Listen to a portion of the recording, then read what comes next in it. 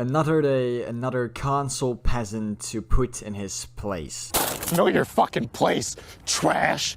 So today I have a little bit more of a traditional console peasant video. So unfortunately we're not gonna have any people that are like gonna act retarded and cry because Xbox bought Bethesda or something. But Lucas! Bethesda, Lucas! Bethesda! Bethesda! We gonna get exclusive on Bethesda! No, today we just have a good old top 10 reasons why console is better than PC video. And I'm quite interested in knowing why console is in fact better than PC, so let's start the video.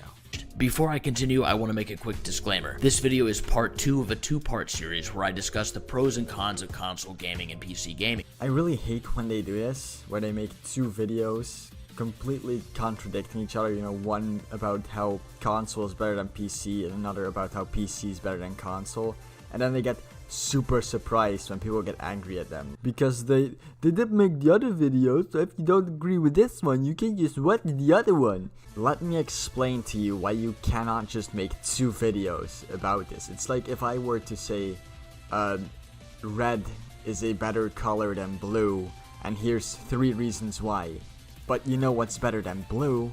Red. And here's 3 reasons why. It would make 0 fucking sense. Only one can be better than the other. So let's start with reason number 1 that console gaming is better than PC gaming, and that is that consoles are easier to use. As Mikhail Kalashnikov, designer of the AK-47, once said, all that is complex is not useful and all that is useful is simple. And when it comes to consumer electronics, setting up a video game console is one of the easiest things to do. When my Xbox arrived, I opened it up, plugged the necessary cords into my television, went through the process of accessing my Wi-Fi and logging into my account, downloaded the necessary updates, and used my free subscription Xbox Live. I accomplished all of these things in roughly 2 hours before I was able to begin downloading my first game. This is just not the case with the PC. Firstly, PC gaming requires the loading of an operating system, downloading Steam, checking your graphics card and updating the driver, so on and so forth before you can eventually begin to actually play games. Is this process ruinous? No. Is it as bad as pulling teeth? Certainly not. Is it simple? Not compared to the plug and play experience of a console. PC is plug and play. What are you even talking about? Like, you just take the PC and you plug it into the wall and you plug it into your monitor and you turn it on, you set up your Windows and you download Steam and you're done. You could check the drivers, yes, you technically don't have to. You probably should do that, but it's not even that hard. You just go to the website of the fucking manufacturer that makes your GPU and then you download the latest driver. It takes like, what, maybe 3 minutes? I mean, if you build your PC yourself, then yes, it's gonna be taking more time. But then again, you don't have to build your PC yourself. And I'd say this process actually takes longer on a console, because you said it took like 2 hours for you to download the updates and set everything up. While I built my PC myself, and after building it, setting it up, like plugging it into the wall and even booting up Windows from a USB, it took me like a half an hour to do all that shit, including downloading Steam and checking the drivers. It takes 0 fucking time, really. Additionally, if you want to play on a gamepad, many older games don't support that option, requiring you to go and download a third-party program in order to do so, which may or may not work at all. Even if it does work, that gamepad feature is often costly in terms of time and difficult to make work without significant trial and error. Yeah, sure, that's fair. You know, not every game on the PC has controller support, and for some of them you have to download a third-party application that sometimes doesn't work. But at least we have the option to download a third-party application and use a controller. Because what do I do if I want to play mouse and keyboard on console? You know, most games don't support it, and I don't really have the option to download a third-party application to be able to use mouse and keyboard on a console, because the system's kind of closed platform, isn't it? You're kind of forced to just make the best of what Sony and Microsoft give you, instead of having like the freedom to do whatever you want like you have on PC. Now compare that to using a controller on your console, which requires virtually no effort. You put in your batteries and you press the on button. Very easy. Yeah, but that's because that's the main way you use a console, right? With a controller.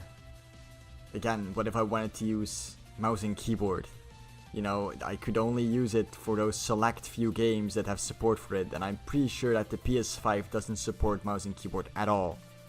And that's where this point ends. A PC is almost always going to be a superior machine, but not always a necessary one. And if you decide to purchase a PC, be prepared for the maintenance and natural issues that you will experience with a complex computing machine, because they will happen, and when they do, you'll need to know you can take care of them. Which brings me to my next point. Reason number 2 that console gaming is better than PC gaming is that repairing consoles is easier than repairing a gaming PC, at least for catastrophic issues. Imagine that you're playing your Xbox one day. You're in the midst of an epic showdown with an immensely powerful brute on Halo. Your laser-focused, fast-as-lightning reflexes are your advantage in defeating your terrible foe. Just as you raise your weapon to deliver the mortal strike, your console turns off. You try to turn it back on to no avail. You do everything you know to do to fix the problem, but you just can't do it. So what do? Simple. With a gaming console, you can call Microsoft and have your console shipped to them for repair services. The repair services that console makers provide come straight from the source. You don't need to find a specialist. You just need to send it to one place 99% of the time. And given the market pressures to provide stable, functioning consumer electronics, whatever company made your console will usually do whatever it can to get your product fixed. PC gaming manufacturers are a completely different story. Gaming computers are made by a myriad of companies, the overwhelming majority of whom don't have to operate under the same level of market pressure as Sony, Microsoft, or Nintendo because they aren't as well known. A lot of gamers that aren't really familiar with the PC can't really tell you the difference between Nvidia's graphics cards versus AMD. With consoles, this information simply isn't as pertinent as it is for PC gamers. But let's say you have a problem with your gaming rig. If you're smart enough to figure out the issue on your own, congratulations, you savvy computer devil you. I tip my hat in respect of your computer skills. If not, you're gonna have to find a computer repair store, which I have found through personal experience can vary widely in terms of their customer service and ability to actually solve your problem. Yeah, when my Xbox breaks, I can just send it to Microsoft and they'll probably not fix anything at all because they barely ever do. I mean, just look at the amount of stories there are online of people sending in their broken Xboxes and getting them back even more broken. When something in your PC breaks, which it rarely ever does, and I talk actually breaks as in no Indian tech support guy is gonna be able to fix it, right? You can simply take out the part and replace it, and then you can send the broken part back to wherever you bought it to try and get a refund or get, it replaced. Console gaming is better than PC gaming is that consoles have first-party exclusive games. Shut up. How is that a fucking... How is that even a reason why console is better? PC has exclusives. PC has way more exclusives. There are way more games that are available on PC and not on console. And most Xbox exclusives are now on PC as well. And some PlayStation exclusives are on PC as well. And recently I saw a Nintendo exclusive on Steam. Like, Little Town Hero is for some reason on Steam now. Don't know why. It's made by the guys who make Pokemon, but okay. It's barely even an argument anymore.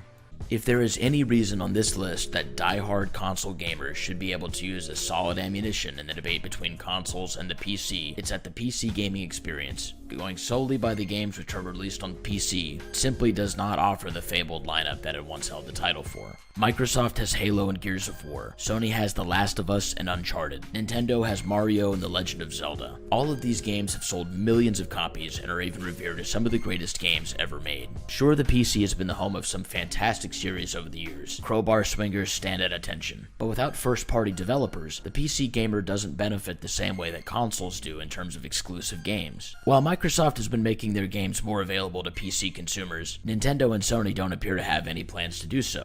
Well, clearly they do, except probably Nintendo. I'm very shocked actually that Little Town Hero is even on Steam. I genuinely don't understand why it is. But like, again, there are more PC exclusives than console exclusives. Like Total War franchise, all the Paradox Grand Strategy games, Tropico, Half-Life, the Divinity franchise, Mountain Blade, etc, etc, etc. And even though PC gamers can fairly point to some categories of games that don't come to consoles very often, such as RTS and turn-based strategy games, console gamers can equally point to the lack of many of the AAA games mentioned above in regards to the PC. Yeah man, as you can tell, very small list. This is about a quarter of it. Also, I'm so sad I won't be getting any PlayStation exclusives, I love them so much because they're all the same and I don't have to think when I play them because I've played them like a million times before, because every single game is literally just a third-person action game with stealth elements and cinematic cutscenes in an open world. It's so amazing. I love it so much. Finally, even the games that do receive PC ports, like some of the sports games that a lot of us are into, don't have as strong of an online community. Look at the sales of Madden NFL 20 on the Xbox versus its PC port. The numbers are simply incomparable. First of all, pretty much all third-party console games come to PC, so it's not like we just get the scraps of console games, right? And second of all, the reason that FIFA and Madden don't sell so well on PC is because they're games for casual people. That's not an insult, by the way, because people that play those sport games usually aren't really into gaming as much. They're more casual gamers. They just play like FIFA and COD. So for them, it makes more sense to get like a PlayStation or an Xbox because they just don't know any better, and they don't need an expensive gaming PC because they're just gonna be playing COD and FIFA like once or twice a week. And besides which, PC ports of games often aren't as good as their console counterparts because companies don't want to spend as much time and resources on trying to make a PC as good as its console counterpart because they know that they won't see as much of a return on their investment due to the PC market not being as strong of a place to invest development resources. So what you're saying is that some developers are too lazy to properly port a game to PC, so essentially consoles are holding gaming back. Also, if you look at games like GTA 5, which came out on PC very fucked, if you look at it now, it's the best version of GTA 5 to play. Just in general, it runs better, it looks better. The fucking mods, my guy. And also, I can't really think of any examples besides like Batman Arkham Knight and GTA 5 of PC ports that were absolute shit. Like, if you look at newer games coming out on PC, it rarely ever happens. And in the case of Cyberpunk 2077, it runs the best on PC, which doesn't say a lot because it runs like shit and anything, but that's a different story. Anyway, you guys, video over. Did you enjoy? Probably not. You've probably got like brain cancer now because of this guy's stupidity. Same. Like, subscribe, all that shit. Bye.